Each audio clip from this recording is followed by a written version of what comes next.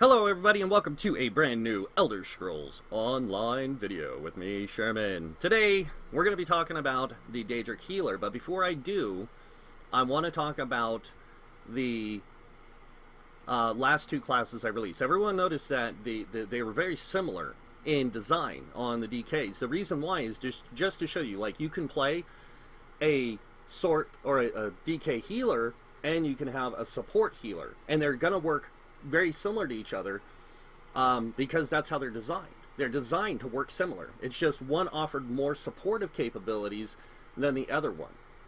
So you have those options in how you can do things. So it's really up to you on how you decide which one you want to use, the Dragon Priest or the Grim Healer. They work the same for that purpose. Now, the Sorcs are different. I have a Sorc Healer and a Sorc Support. And when I get to the support build, you guys will see the difference, because it's stamina based. And you're going, what? Isn't it supposed to be healer? No, it's support. Support doesn't have to be just a healer. It can be more than just that. So a support can be a tank, a healer, or DPS.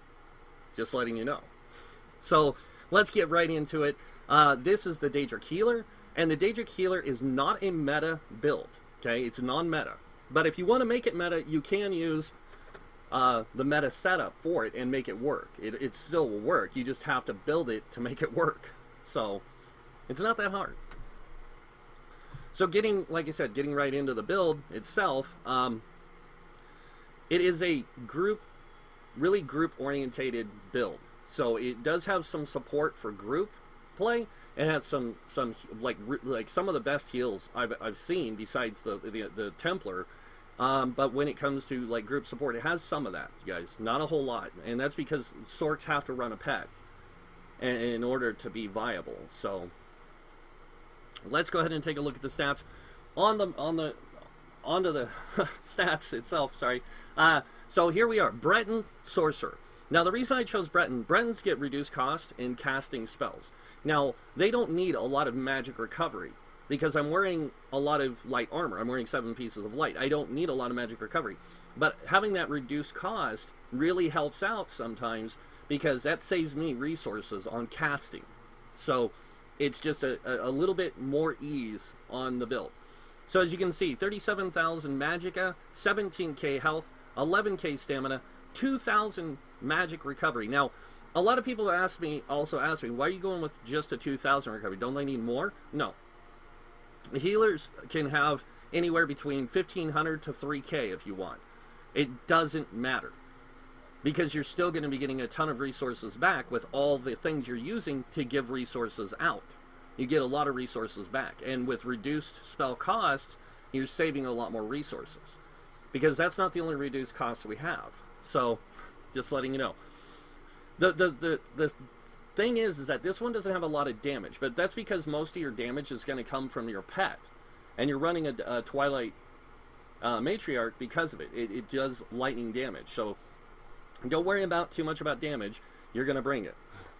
53% crit. This is to increase your healing capacity, because if you guys don't know, Sorcs don't have minor mending at all. They have no way of getting it. They have a way of getting major mending from heavy attacking with the Resto Staff, but that is it. So building for greater crits is going to make your heals hit for a lot more. And that's really what you want to do with this build, is build it for crit healing to make it work the best. So moving on here, we have a 15k spell resistance with an 8k physical resistance. Not too bad. Moving on down the line, we have major proficiency from using the Treasure Hunter set, and I'll get to the reason why here in a second. We are running the Antronach Mundus Stone. We have the Twilight Matriarch. We have Minor Resolve, Minor Ward from Bound Aegis, which also gives us 8% max magicka. And then we are running Witch Mother's Brew. Now, the reason we're running Witch Mother's Brew is for the magic recovery, and the fact that it gives us max health, max magicka. And it doesn't give us quite as much as the 1 hour dual stat food, but it does give us 2 hours of this, so we're not having to activate our food as often. Now, moving into the gear, a lot of people will say a few things about the gear choices I made, and you guys have to understand, this is just to give an idea. You do not have to use these gear sets if you do not want to. These are just showing you guys different ideas, that's it, and how they work in their design. So starting off, we are running the 5-piece Treasure Hunter. We're doing this for the spell crit and that 100 spell damage. That's it. It's the spell crit and the spell damage. The max magicka is nice too, because you really need high magicka to make your pet work for you. Moving on to this, we are running 1-piece Infernal Guardian for max magicka. Not magic recovery, max magicka. The other 5-piece that we're running is light, if I can find it, is the Light Speaker. Now, I chose Light Speaker because it does give us more crit. And it gives us more max magicka. And it gives us a little bit of spell damage. But it also gives us greater spell damage to our Restoration Staff abilities. So our heals are going to be empowered by 440 from the Resto Staff. Like I said, Sorcs don't have a big way of creating good heals other than their pet itself. They don't get minor mending, they don't get anything like that. So using Light Speakers with them really does help. Moving on to the Light Speaker Jewelry, we are running 2 spell cost reductions. This is to reduce the amount of magicka we go through. We don't want to be burning magicka because our pet will die every once in a while, and we need that magicka to be able to resummon them. We are running 1 magic recovery, and there's a reason why we're running 1 magic recovery. To get our recovery up to here. That's it. And that's why we're running all divines with this build. We are running tri-stats in the big pieces, and there's a reason why we're running tri-stats in the big pieces, is so that we get a little bit more stamina for things like blocking, dodge rolling, sprinting if we need to. We have ways of avoiding damage. Other ways to avoid damage besides, oh, hey, guess what? Yeah. So onto the staves. We are running 2 staves here. We're running a lightning staff because Sorcs get increased damage from lightning by 5%. So that's why we're running a lightning staff, and then we are running a Light Speakers restoration staff. Both of these are Light Speakers. Now you're going to notice I forgot to put a weakening enchant on here. You can run 2 weakening enchants if you want, but especially on the front bar is where you want it, because when you drop down that wall of lightning, it's going to be able to keep that uptime of that thing more consistent of the weakening enchant. Now on the back bar we are running an Absorb Magic, and this ticks for 2,964 damage every 5 seconds, and it gives us 461 magicka back. This is just to help us maintain resource management a little better. Now like I said, you can swap them both out for weakening if you want. So that is the gear, the stats, and all that. Now we're going to jump on to skills. Now, with the skills, I'm going to do it just like I did the last time. I'm going to just tell you, unlock all the passives, the things you're using. So if you're wearing all light armor, make sure you get all the passives. If you're using lightning and destruction, or destruction and resto staff, get the passives. Your class, get all your passives. Even if you're not using abilities, get the passives. Because there is going to be times where you might think, well, you know what, maybe taking this ability instead of this ability might give me greater options. So make sure you get the passives. It's that important. Make sure you get your racial passives. Any skill line you're using, make sure you get the passives that are going to benefit you. Like with the Alliance, where I'm using 2 support. I want to make sure I get this passive, and I left it unlocked for a reason, is to show you guys this. Now look at my recovery. 2,196. And I'm only using 1 magic recovery. That is the only magic recovery I have on my character. It's because of the Antronach Mundus Stone and the other thing that's giving me all that magic recovery. So I could put 1 wet with spell damage on here if I wanted to, but I don't really need it. Because most of my heals are going to come from my pet and from my resto staff. So that's why I run Light Speakers with Treasure Hunter on this build. So going over the skills now, starting with the main bar, we have Blockade of Storms. Now, there is an ability that you want to swap this out for every, like when you're doing trials. This is for dungeon play. You're going to run Blockade of Storms. When you're in a trial, you're not going to be running Blockade of Storms. Instead, you're going to go up here to the class abilities. You're going to go to Storm Calling or Daedric Summoning. You're going to put Empowered Ward there. Now, the reason you're going to put Empowered Ward there is to give you a damage shield for you and your pet. Your pet will take a lot of damage in trials. Mitigating that damage is super important, so this is going to be some way of doing that. You're going to want to cast this, keep this up as much as you can to keep that shield on your pet so it doesn't die. because your pet is your main heal. So swap it out for this, and you'll be fine. Moving on, next up we have Elemental Drain. Now this isn't super essential, but a lot of people like you to run this for the Major Breach, and the Magic of Steel it applies. Now you can run 2 Resto Staffs with this build, which would give you access to more heals, but again, still don't have the space. Now with the Resto Staff you could put for Siphon, and there is a morph in here for it, called Siphon Spirit, which applies Magic of Steel and Life Steal. So you can do a little bit of extra healing along with that Magic of Steel. It's almost better to do this on a Sorc, to give them 2 lightning or 2 Resto Staffs, but at the same time that lightning staff comes in handy when you're playing solo. So if you want to run 2 lightnings or Resto Staffs, go ahead. That's fine. When you're in a trial, run 2 Resto Staffs. But when you're playing solo or you're playing in a dungeon, you don't need to bring as much of that as you do extra damage, because you got to remember, in a trial there's 12 of you. In a dungeon there's 4. So the more damage being done in a dungeon, the better off your group is. So you doing more damage will help. So on to the next ability, we have Efficient Purge, and look at the cost of that, 3,686, because of how much cost reduction we have. Remember, like I said, Bretons get reduced Magicka cost, 3%. On top of the what you have for armor from evocation, that's 17% reduced cost. And then you got to think all your spells are being reduced by another 406 points. 406 points saves you Magicka. This extra reduced cost saves you Magicka. That's why it's super important.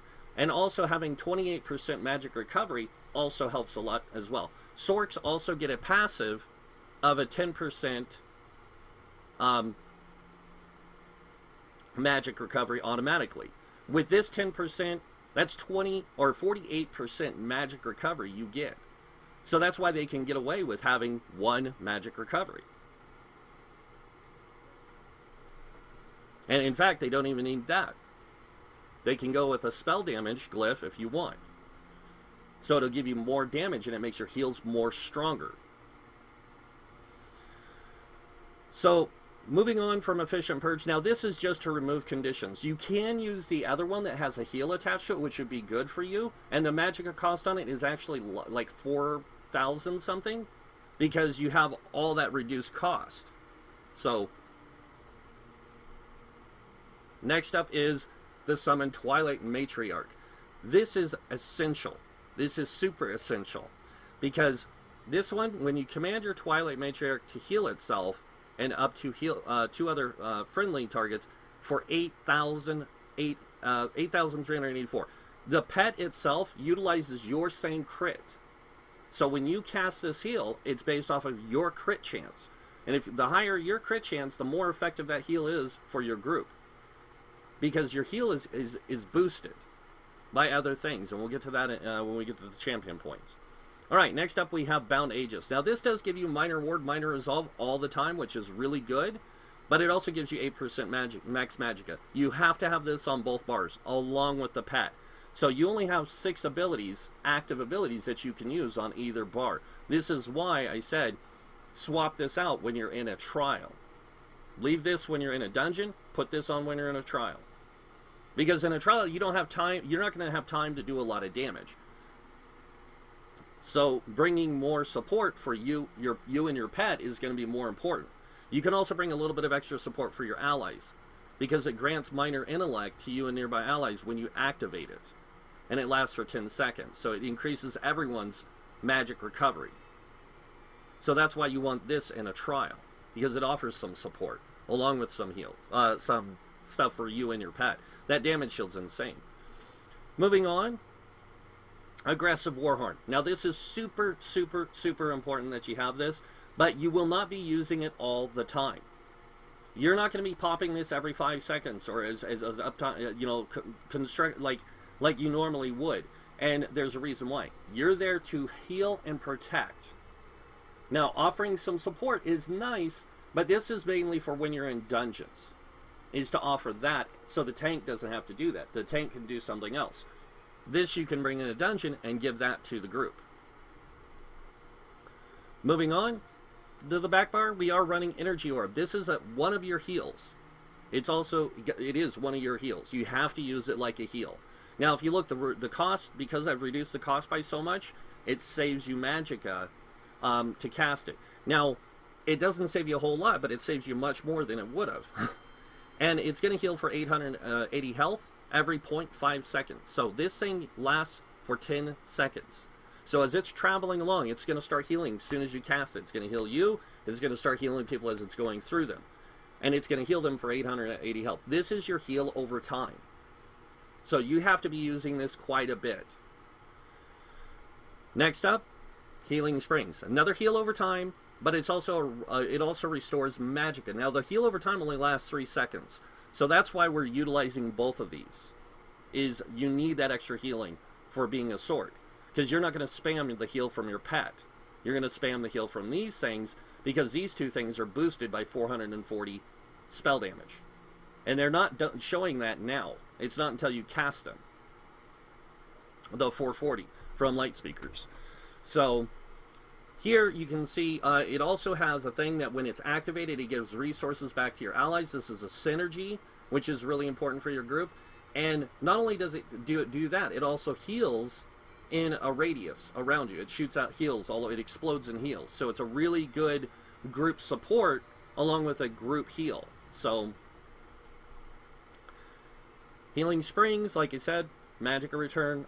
Next up we have Blessing and Restoration. A lot of people are going to ask why I don't run Combat Prayer on this. The reason I'm not running Combat Prayer is to apply that extra resistance to my allies. See, my job's to protect. It's not to buff everyone up to damage. That's support's job. So if I was playing this more supportive, I would actually drop the pet, put a couple more rest abilities on the bar, swap to the other side, and put a couple extra damage abilities so I could do support and healing at the same time. And that's what I would do.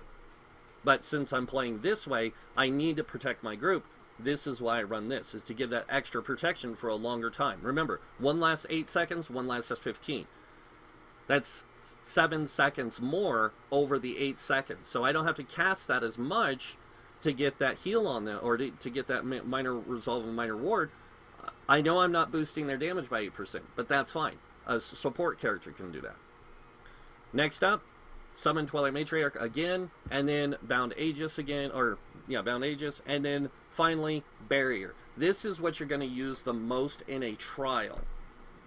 The reason why is to get that protection on your allies, to mitigate damage. Because that's your job, is to mitigate damage. Using Barrier for you is really good, because look how much it costs, 170. You'll be building Ultimate pretty fast. That'll allow you to do that. So, just pointing that out. Alright, now, on to the champion points. The champion points are set up like any other healer I build. So 37 in Ironclad, this reduces damage taken from direct damage by 15%. Moving on, 37 into Thick Skin, reducing the damage taken from damage over time. Hardy and Elemental Defender, both 43 points. This reduces pretty much all damage.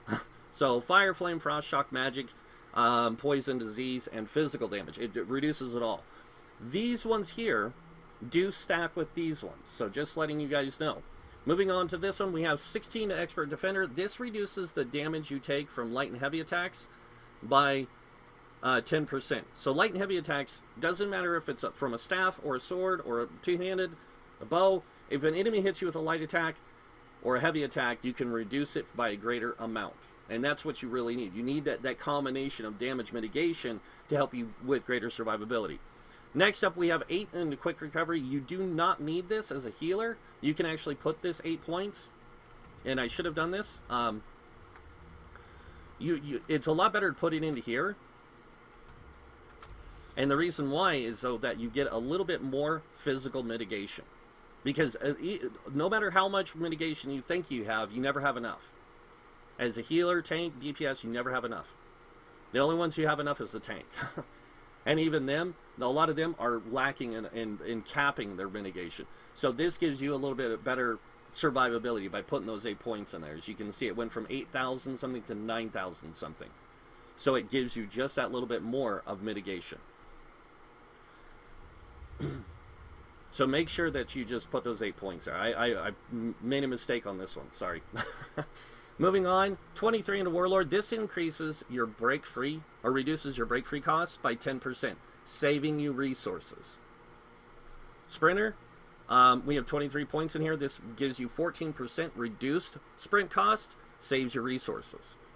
And that's why we go for the 11,000 max stamina. Or we use the tri-stats so we can get those reduced costs, but we also have a little bit bigger pool, so those costs aren't that bad on our resources. We have 74 into Arcanist and 74 into Tenacity, and I screwed up here, so I'm going to go grab some points from something. Give me a sec. We're going to actually pull 2 from here. Oops.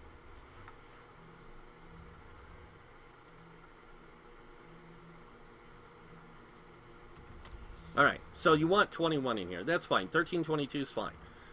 Over here, you're going to have 75 and 75. This is going to increase your magic recovery by 14%, which stacks with all those other recoveries you have, so it makes your recovery a lot easier to manage with the one recovery, or just the Antronach and the other thing. You get a lot better recovery rate. 75 in the Tenacity. This makes your heavy attacks return more resources. This build is not resource extensive. It has no resource issues. In dungeons or in-game. Moving on, 23 into Shadow Ward. This reduces block costs by 10%, saving you resources. Same thing here, saving you resources. Alright, moving on to the final tree, the Mage tree. We're going to start here with the blue tree. We have 70... Really? I did it again? I need to find a place. Oh no, that's right. Okay, I did this on purpose. So 74 into here. This gives you a 13% healing done. Now I know it doesn't seem like much because it's not at that 14% mark, but it's 1 point away. In the next chapter release or the next update, whenever it comes, put that 1 point into here first. Then take those other points and put them into spell erosion. And I'll get to the reason why when that update comes. So from here, you get 13% healing done. Now remember, Sorcs, like I said, they don't get a lot of healing effect, so having this allows them for greater healing capacity. And this makes all their heals more. You want 56 in Elfborn. This increases the damage of your healing and critical strikes with magic abilities by 20%. I don't think I pointed this out, but you do want to make sure you put 56 in the Bastion. This increases the effectiveness of your damage shields, including that one you're going to put on your pet. That's why you're putting so many points into this, is to build up that damage shield for your pet, to keep it alive. But you want to put 56 into here. This increases critical damage and critical healing. So the greater the amount, the better. And I only put 56 in here because a flat rate of 20% is better than nothing. Now, if I could take this up to 25, that would take me another 44 points, or 41 points, something like that. 46. No, 44. 44. Yeah, it's 44. Sorry. 44 points to get 5%. It's really not worth it to dump 100 into this to get 5% extra critical healing, because it's just not. When I can boost up the other things that are going to make me more reliable in my group. First off, Elemental Expert, 43 points, increasing Flame, Frost, Shock, and Magic damage done by 10%. This is, remember, you get 5% shock damage. So when you're in a dungeon, that Wall of Lightning is hitting for 15% more damage. It's a good thing. So, over here we have 21 to the Staff Expert, increasing our our light attack damage by 13%. This does help, especially on the Resto Staff side, because we're going to be doing a lot of light attacks and the heavy attacks on that Resto Staff. So increasing that damage is really good. 13% is a lot. Doesn't seem like it, but it is, because it doesn't only does it do that, but it also stacks with Master at Arms. The initial hit from your staff is direct damage, even on a heavy attack. So it is boosted by another 10%. So that's 21 on the initial hit. Every time after that, every tick after that is this plus this. So you're getting 23% critical damage, and it can also crit now, and it can crit for more. So it increases your damage output And that makes it really good for you as a healer, because that helps you apply damage to with the group. Now, your damage isn't going to be insane. It's not going to be 20, 30k, but it's going to be 5 to 10, 5 to 10, depending on how many buffs, debuffs are on the boss. You can get 5 to 10 out of your character per second. So even 5k per second adds up when you add it in with the rest of the group. So boosting your damage also helps the group by allowing the group to do more damage together. Moving on to the final one, we have 23 into Thaumaturge. This increases the damage of our damage over time. So like our Wall of Lightning is increased by 10%. Now, if you don't want to put this here, another suggestion is to take those 23 points, split them between here, or put them into here. Now, you're probably going, why Spell Erosion? That's to increase your damage capabilities. That's it. Don't go dumping 23 points into Elfborn. Don't take those 23 points and dump them in Blessed. It's not worth it. From here from 75 to 100 is 1% extra. 1% doesn't make a difference. Doing more damage makes a greater difference in the group. So you doing more damage helps the group, regardless of you're just doing heavy attacks with your lightning staff or your resto staff while you're in a trial. It's helping the group. And that's what's the most important thing, is to help your group. It's not about just having the best build. It's about having a good group organization. And this is a great healer. Oops. Gotta close that out. So yeah, good healer. It's great for group support, all that kind of stuff. So let's go ahead and see this build a little bit in action. So there's my little matriarch. We're going to go over here and take this dude on. And I'll show you guys just the heals from it so you guys can see. I'm going to let this thing hit me a few times, but I want to get its health down a little bit. Alright, I'm going to let it just beat on me now. So there we go. I'm at 7k health. I'm going to heal myself from my pet. It healed me all the way. So that's why it's really important to use the pet, is it has a massive heal. In fact, we can take a look at that in Common Metrics. If I can get it to work. It's been acting kind of buggy. Here you go. Summon Matriarch. Critical, 62%. So it crit healed me. It hit me 4 times. It healed me 4 times for 45,439 health. Hit me 4 times with the heal. It was healing for 19 hit points per second. It doesn't seem right, but that's how it worked. And I didn't throw an energy orb this time. So this might be from an earlier test. Let me go see if I can get it to work again. Let's go over here. So we're going to just apply that. We're going to get his health down a little bit.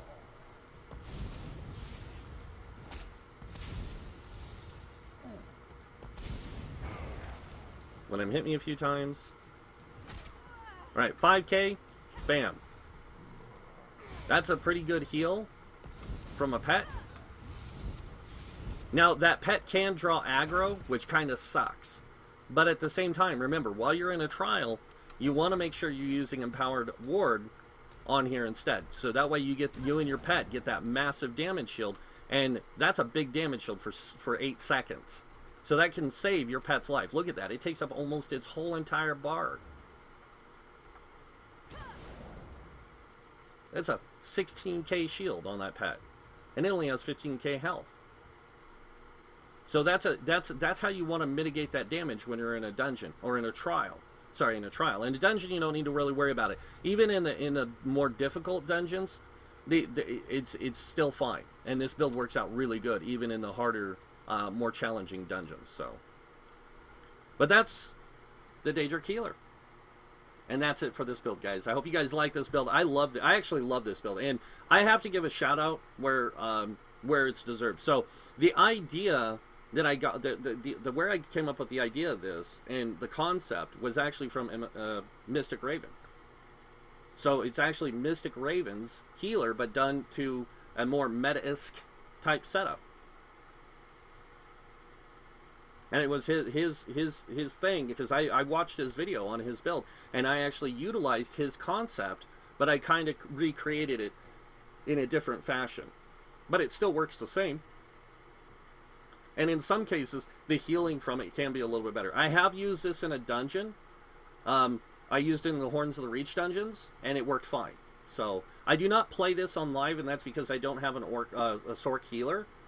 I only got to test it on PTS, and I only tested it mainly during the PTS time of that. So, if it worked that well there, I can guesstimate in a trial it's going to work pretty good.